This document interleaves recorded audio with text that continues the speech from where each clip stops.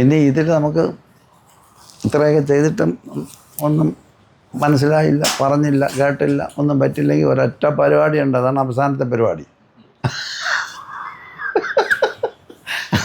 അതാണ് അവസാനത്തെ പരിപാടി. ഇവിടെ കിടന്ന് വേലയൊക്കെ വെച്ചുകൊണ്ട് നടക്കുന്നുണ്ടല്ലോ, ഈ നാക്ക് ഇത്ര അരമുളം നീളത്തിലുള്ള ഈ നാക്ക് വെച്ചുകൊണ്ടാണ് ഇവിടെ കിടന്ന് അമ്മനത്തിൻ്റെ പിടിക്കാന്ന്. ഇത്രയായിട്ട് ഞാൻ ഇത്രയും കഷ്ടപ്പെട്ടിട്ട് ഇതുവരെ ആയിട്ടില്ലേ?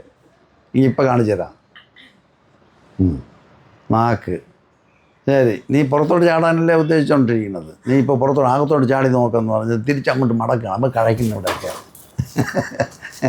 അപ്പോൾ ഇവിടെ ഒരു സാധനം സെപ്റ്റം ഇങ്ങനെ കിടക്കുന്നതുകൊണ്ട് അത് അങ്ങോട്ട് വിടുന്നില്ല പുറത്തോട്ട് പോകാനായിട്ട്, പുറകിലോട്ടെ. പിന്നെ ചിലർ പനകളെയൊക്കെ എടുത്ത് നല്ല ഷാർപ്പാക്കി ആ സെപ്റ്റമൊക്കെ മുറിച്ച് അഴുകി കുറച്ച് ദിവസം ഇരുന്ന് പിന്നെ അത് ശരിയായിക്കോളും. അപ്പോൾ അങ്ങനെ കുറേ പേര് ചെയ്യുന്നുണ്ട്. അതിലൊന്നും പോയി ചാടല്ലേ.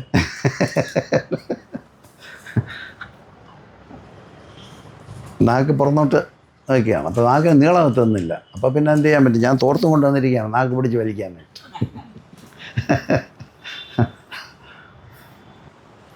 അപ്പം അങ്ങനെ നാക്ക് താലബിയ ക്രിയ എന്ന് പറഞ്ഞു, വളരെ പ്രധാനപ്പെട്ട ക്രിയ. താലബിയ ക്രിയ എന്ന് പറയുന്നത് നമ്മളിന്ന് രാവിലെ കണ്ടല്ലോ, നാക്ക് അപ്പർ പാലറ്റിലോട്ട് വെച്ചിട്ട് ടക്കം താവോട്ട് ഡ്രോപ്പ് ചെയ്യണം. അപ്പോൾ എന്ത് സംഭവിക്കുമെന്ന് നോക്കിയോളൂ. ഈ സെപ്റ്റത്തിൽ സ്ട്രെച്ച് ചെയ്യുക. അതുകൊണ്ടാണ് മുറിക്കേണ്ടതെന്ന് പറയുന്നത്. ഇത് കിടന്ന് മുറിച്ച് ആക്കണ്ടല്ലോ, അത് ഫ്ലെക്സിബിളായിട്ട് ആവശ്യത്തിന് ഫ്ലെക്സിബിലിറ്റി വരും.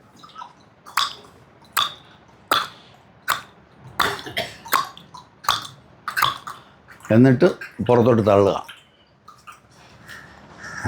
പിന്നെയും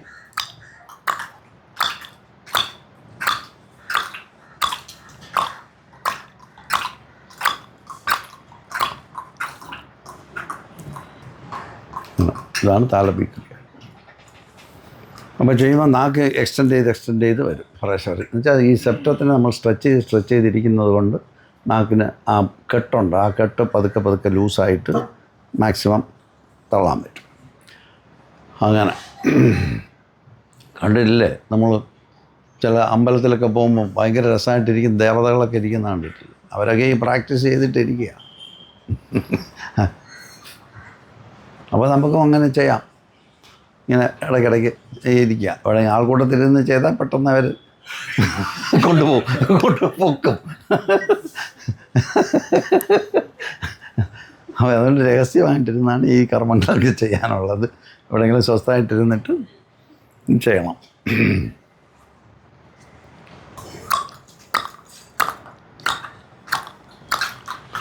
ആരെങ്കിലും വരുമ്പോഴത്തേക്ക് ഈ പരിപാടി ഞാൻ കാണിച്ചു കൊടുക്കണം. വീട്ടിൽ വിസിറ്റേഴ്സ് വരുമ്പോൾ വെറുതെ അവിടെ നിന്ന് നോക്കിക്കൊണ്ടിരുന്നത് അവർ പൊക്കോളും, കൂടിയാൽ പോയി. ഇതാണ് താലബിയ ക്രിയ എന്ന് പറയുന്നത്. ഇപ്പം തന്നെ കണ്ടില്ലേ, നിങ്ങൾ ചെയ്തവർക്ക് നാക്ക് കണ്ടില്ലേ, അത് അവിടെ നിന്ന് റിലാക്സ് ചെയ്ത് തുടങ്ങിയത്. അപ്പോൾ അതിങ്ങനെ ചെയ്തുകൊണ്ടിരുന്ന 1-2 വർഷം കൊണ്ടൊക്കെ നാക്കിന് നല്ല സ്ട്രെച്ച് കിട്ടും. ഇനി അഥവാ സ്ട്രെച്ച് കിട്ടിയില്ലെങ്കിൽ തോർത്തെടുക്കും. തോർത്തെടുക്കുന്നതിന് മുമ്പ് ഒരു പ്രയോഗം കൂടെ ചെയ്ത് നോക്കും. ഇങ്ങനെ ആക്കിയിട്ട് ഇത് അകത്തോട്ട് പോയാൽ ഇത് സെപ്റ്റം കുറച്ച് ശരിയായി കിട്ടുമല്ലോ. അപ്പോൾ ഇതിങ്ങനെ അകത്തോട്ട് മടക്കി നോക്കും. അകത്തോട്ട് മടക്കി പറ്റുമെന്ന് നോക്കണം. എന്നിട്ട് ഈ 2 വിരൽ അങ്ങോട്ട് എടുത്ത് കഴിഞ്ഞാൽ കുത്തി അകത്തോട്ടാകും. ഞാൻ ഈ തമാശയായിട്ട് പറയാൻ മറക്കാതിരിക്കാനാണ് ഞാൻ തമാശയായിട്ട്, വളരെ സീരിയസ് ആയിട്ടുള്ളൊരു സാധനമാണിത്. ഓർമ്മയിൽ നിൽക്കാൻ വേണ്ടിയാണ് ഞാൻ ഈ വെളുപ്പൊക്കെ അടിക്കുന്നത്. അല്ലെങ്കിൽ സാറിൻ്റെ അവിടെ പോയി താലബിയൊക്കെ എന്ത് താലബിയും. അപ്പം ഇതിനെ അകത്തോട്ട് മടക്കിയിട്ട്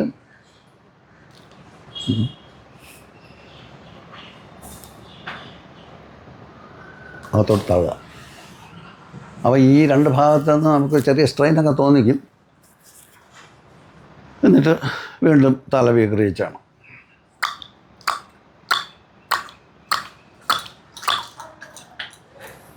തിരിച്ച് 5 പ്രാവശ്യം ചെയ്തിട്ട് അകത്തോട്ട് മടക്കിയിട്ട് എത്ര പോകുമെന്ന് നോക്കണം. ആ ഹാർഡ് പാലറ്റും കഴിഞ്ഞ് ആ സോഫ്റ്റ് സ്പോഞ്ചി ഏരിയയിലോട്ട് വരും. വന്നിട്ട് ഇതിനെ ഉദ്ദേശിക്കുന്ന നിങ്ങൾ ഒരുപാട് ജോലി ചെയ്താൽ തലവേദന ഡെഫിനറ്റായിട്ട് വരുന്നത്, എക്സ്ക്രൂഷിയേറ്റിംഗ് ഹെഡേക്ക് വരും. അതുകൊണ്ടാണ് മര്യാദയ്ക്ക് പോകണം എന്ന് പറയുന്നത്. ഭയങ്കരമായിട്ടുള്ള തലവേദന, അത് മാറാതെ നിൽക്കും ഈ തലവേദന.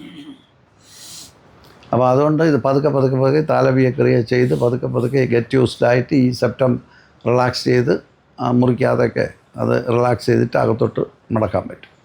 അപ്പോഴാണ് നാക്കിനെ ഇങ്ങനെ അകത്തോട്ട് ആ ഹാർഡ് പാർട്ട് കഴിഞ്ഞിട്ട് സോഫ്റ്റ് സ്പോഞ്ചി ടിഷ്യൂലേക്ക് വരുമല്ലോ അകത്തോട്ട്. അപ്പോൾ അതിലോട്ട് മാക്സിമം കൊണ്ടുപോകും. അതിനെ ഡീപ്പായിട്ട് അങ്ങോട്ട് ചെല്ലുമ്പോൾ തന്നെ നമ്മൾ ടേസ്റ്റൊക്കെ മാറാൻ തുടങ്ങും. എന്നിട്ട് മറ്റേ എന്താണ് പറയുക, അതിൻ്റെ പേര് എനിക്ക് ഇപ്പോഴും ഇംഗ്ലീഷ് കിട്ടുന്നില്ല. ഉൽവ, യുബുല, കറക്റ്റ്, ശരി. ആ തൂങ്ങി കിടക്കുന്ന ഒരു സാധനമുണ്ടല്ലോ, അപ്പോൾ അതിലോട്ട് നാക്ക് ചെല്ലുക. അത് ഭയങ്കര ടിക്ലിങ് സെൻസേഷൻ ഉണ്ടാക്കുന്ന ഒരു സംഗതിയാണ്, പ്രഷർ ഗിവിങ് ആണ്. ഇതിനെയാണ് മിൽക്കിംഗ് ദ കൗ എന്ന ഒരു പറയുന്നത്. നമ്മൾ മറ്റേ ഹോളി കൗ ഇല്ലേ, അതിൻ്റെ പാൽ കുടിക്കുക, അമൃതപാനം ചെയ്യുന്നതാണ്. ആ കാമധേനുവാണ് അമൃതം ചൊരിയുന്നത്. ആ അമൃതം നമ്മൾ കുടിക്കുന്നതായിട്ടാണ് എൻ്റെ സങ്കല്പം.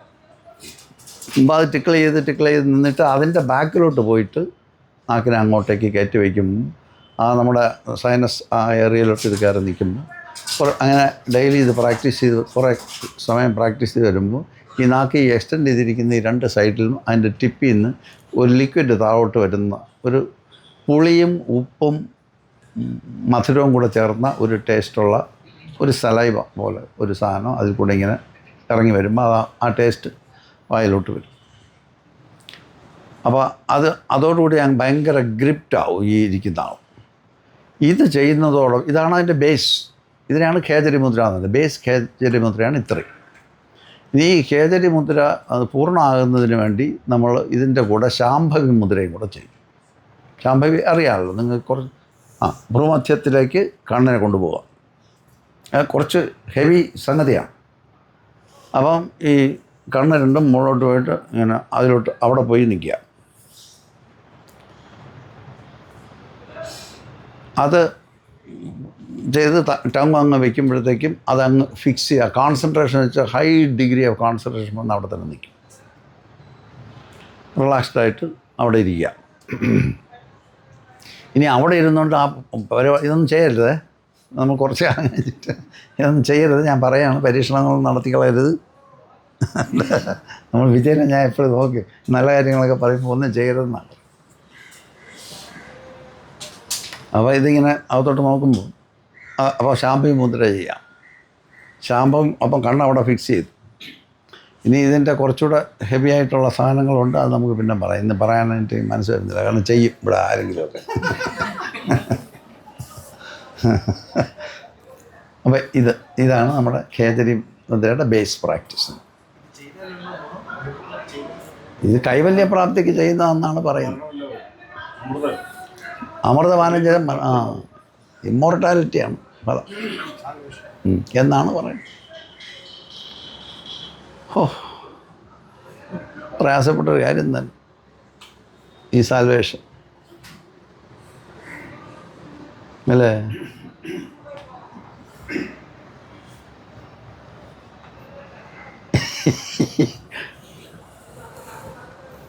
സാൽവേഷൻ അപ്പോൾ ഈ അകത്തുനിന്ന് വരുന്ന സ്പെഷ്യൽ സലൈവ കുടിക്കുന്നതാണ് സാൽവേഷൻ എന്ന് മനസ്സിലായി. നെക്ടർ ഓഫ് ഇമ്മോർട്ടാലിറ്റി എന്നാണ് ഇതിനെ പറയുന്നത്. അമൃതം എന്നാണ്. ഇതാണ് അമൃതപാനം എന്ന് യോഗയിൽ പറയുന്ന സംഭവം.